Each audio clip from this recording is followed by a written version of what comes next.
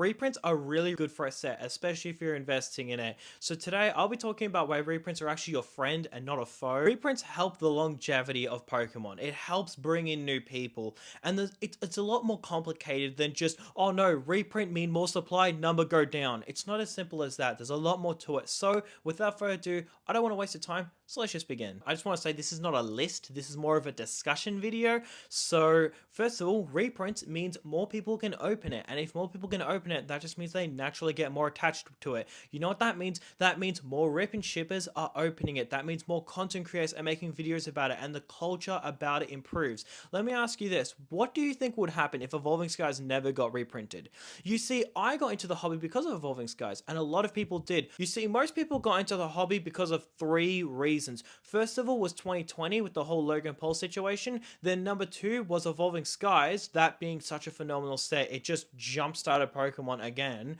And then number three was with 151. 151 just did numbers, not as much as Evolving Skies, but it just did so much in numbers. Every single day, multiple posts a day, across all platforms, people are saying how it just brought him into the hobby. But what do you think would have happened if Evolving Skies or 151 never got reprinted again? It would destroy people coming into the hobby because it would price them out.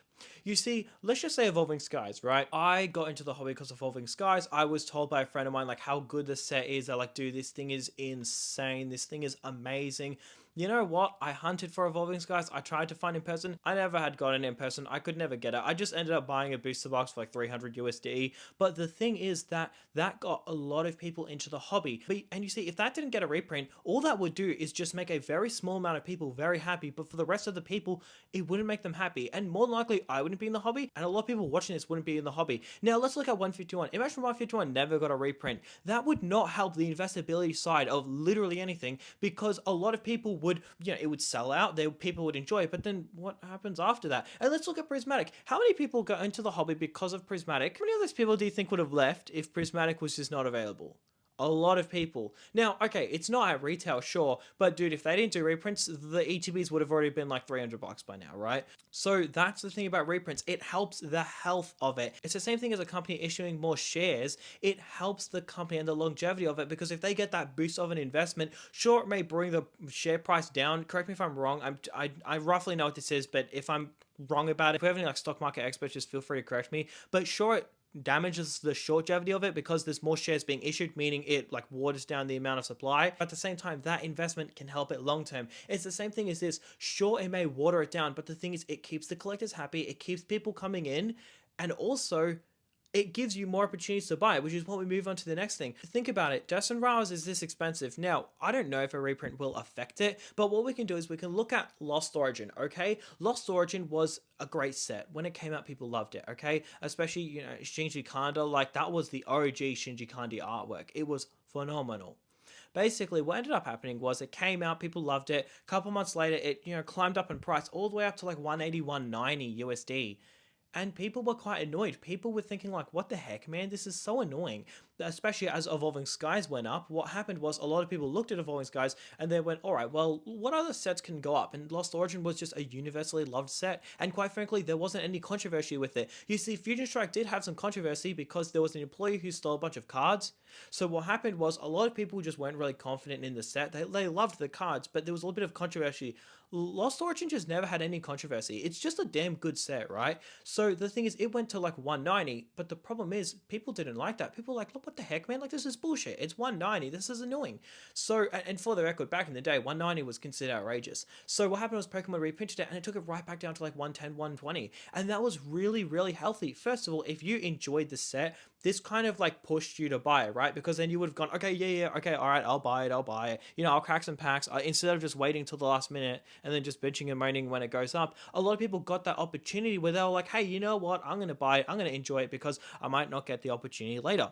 But then for a lot of people who are investing in it, you know what it did? It showed them the potential of the set. It showed them the strength of the set. Now, in this day and age, reprints don't really hurt a set as much, but unless it gets like a lot of reprints. Like, let's look at Prismatic ETBs, for example. Aren't they down like 70% from their all-time high?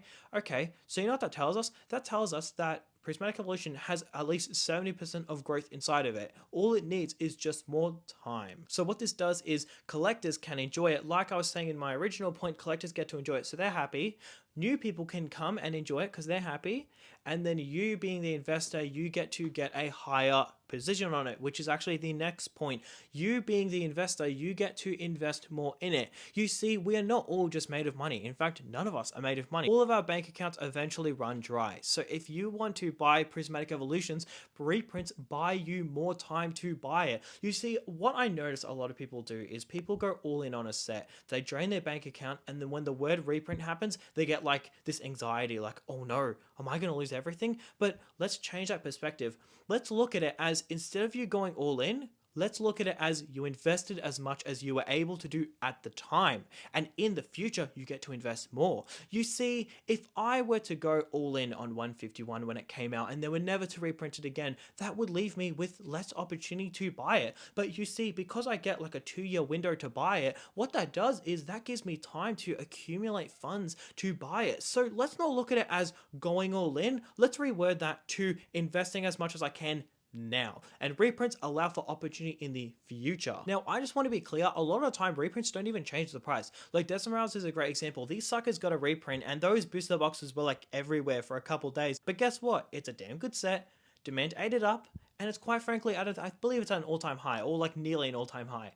The thing is, with reprints, what it does is it allows you to get it at retail. And you might be asking, how are you going to get it at retail? Well, you can get notifications online when stores drop. Now, I don't need to make a 2-minute segment explaining what this is because I have a video for that. The top link in this description takes you to a video where I explain what TCGNOTIFY is. And quite frankly, if you're in Australia, this is perfect for you. It's only $12 a month and it's a Discord server where you basically get notifications when stuff restocks. Now, for my Aussie friends, I got Desirability at like 280 from EB Games. I got Prismatic SBCs for like 170 from Target, and I got all these from restocks. So if you bought Prismatic SBCs at 330, I'm buying them at 170 because I'm getting restocks. So it's a very good investment. Make sure you use my code, which is Sandboy50 before you join. It gives you 50% off your first month. Now, if you want to watch an in-depth video on it, you can watch it. It's like a 2-minute video, or you can just jump in it straight away. So go ahead and join it because I really recommend it. But anyways, what reprints do is it allows you to get it at retail. You don't have to get all of this at resale value. You can get it from retail. So reprints really allow you to get it at MSRP. You see, there was a Desirability reprint that was recently confirmed that's coming, which is great. I don't think it's going to affect the price in the slightest, maybe for like a week. But here's the thing, you know what it does? It allows me to get more. But dude, I only have 7 here. I want 30, 40, 50 booster boxes by the time Desirability is finished. Man, I'm going not all in on Desirability, but somewhat all in.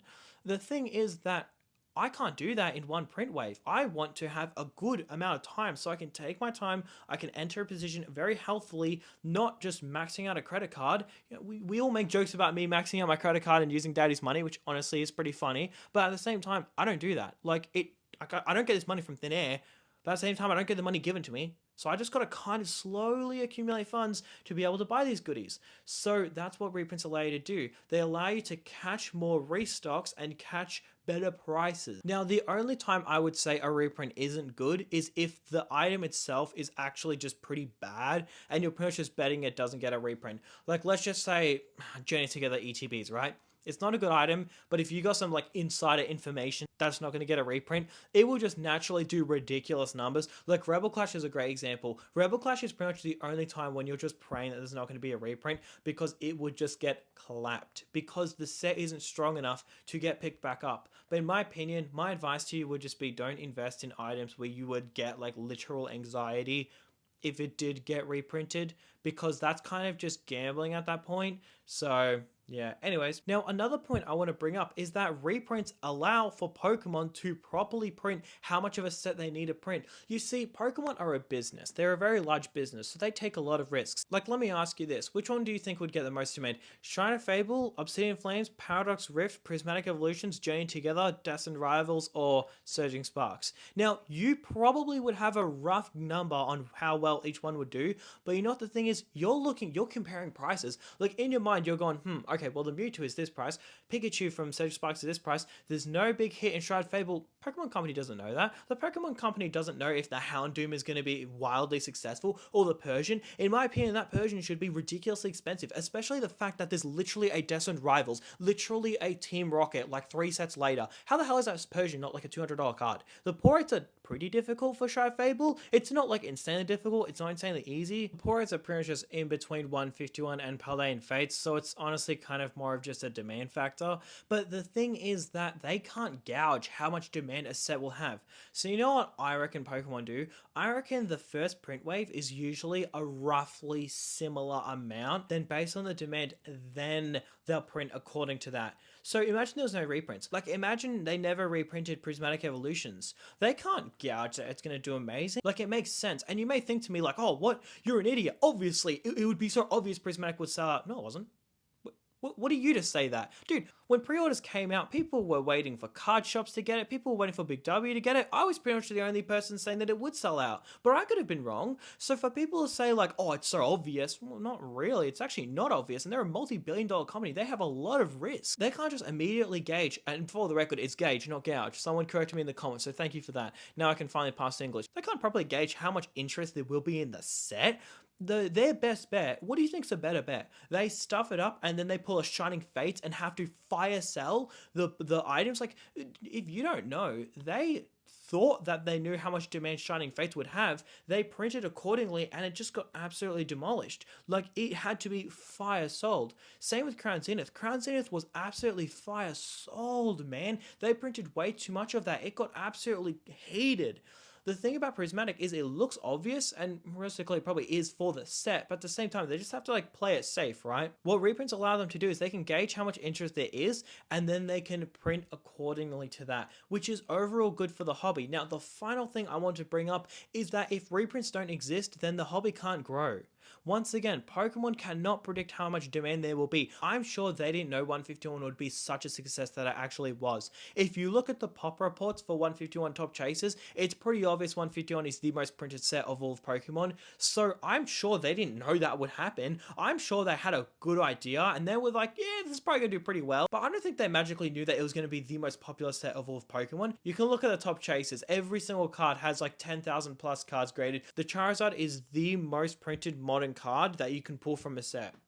That's pretty ridiculous. That's a pretty respectable number. And to see 151 still do absolutely amazing, it goes to show you that reprints are good because it allows more people to enter the hobby. You see that we are so cooked in this hobby. When we spend $1,000 on a booster box, okay, for us, it's normal, right? It's like, oh, this card that's quite literally attached to a mic is worth like $1,000. Big deal. But for a lot of people who enter the hobby, that's a big deal. Like that's a big deal. So having it affordable welcomes them into the hobby.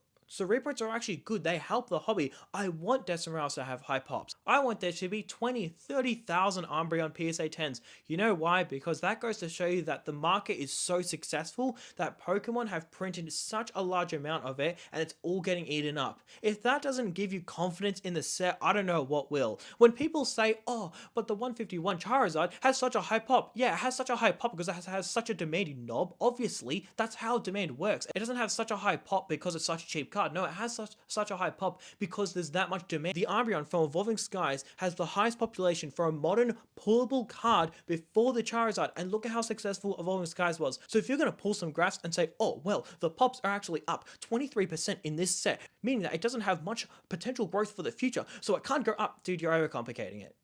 It has a high pop because it has a high demand. It's going to pull a freaking Evolving Skies, right? That's why the Bubble Mew has such a high pop. Don't look at the Bubble Mew and go, oh, well, it has 11,000 PSA 10s. There's no way it can possibly go up. No, it has 11,000 PSA 10s because that's how many people want it as a PSA 10.